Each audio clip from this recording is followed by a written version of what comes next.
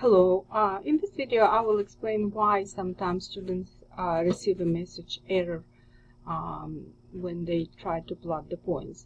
So in one of my previous videos I showed you how to enter data into your calculator list L1 and list L2, so the data is in.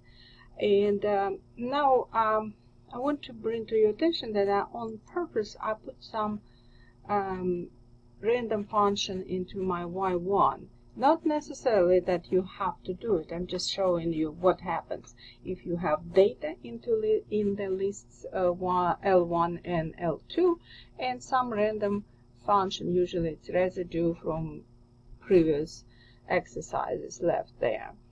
So what happens if you try to graph? So to plot the points, you have to choose a second stat plot and make sure you go here and choose on. So usually it's off. By moving the arrows to the left, you choose on, then you choose type. Usually to plot the points we use the first option. And now when you graph, you can see that it's no points here. You have just the graph of the function y equals.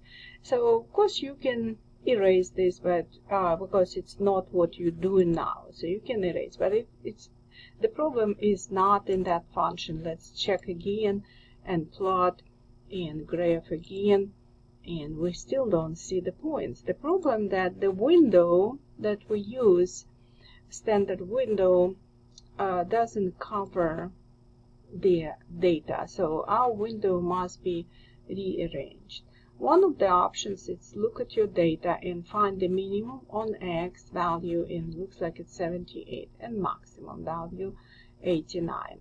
So and then look at the Y values, minimum 78 and the maximum is 90.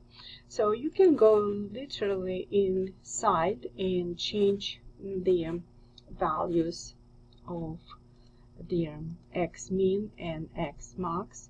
I usually suggest that you keep a little bit room, not necessarily start immediately at the minimum or maximum.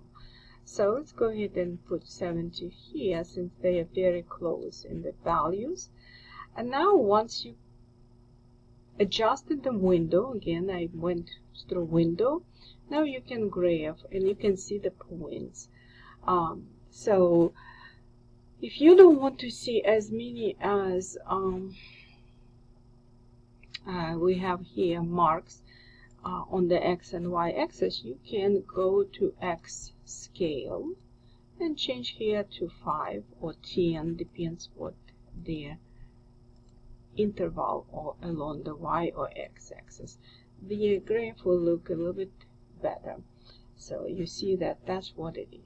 Again, as it is in continuation to obtaining the linear regression equation, but I still want to remind you, so once you have data stored in your list, you can calculate the linear regression by going to stat calc and then option 4 for linear regression. Make sure you check the a list where your data. Store regression equation. I told you that I will show you how to do it. So you can go bars and then choose on the top here Y bars and choose the function. Here you literally choose in what Y1 or Y2 you store regression equation. Calculate. So you got it. And now we have the equation of the line precisely with all these long coefficients and the correlation coefficient. It's a good thing and could be a little bit wrong thing for you to do, because if your homework asking about the coefficients to be rounded till say 3 decimal places, then it might be a little bit confusing. But on the other hand, practically it's very important and very convenient. So you can see this line passes through the points, and this is the line what we got as a correlation as a linear regression function. And you can evaluate this function if you wish. You can find the value of the function, and it's what you want to do with this function. It's up to you.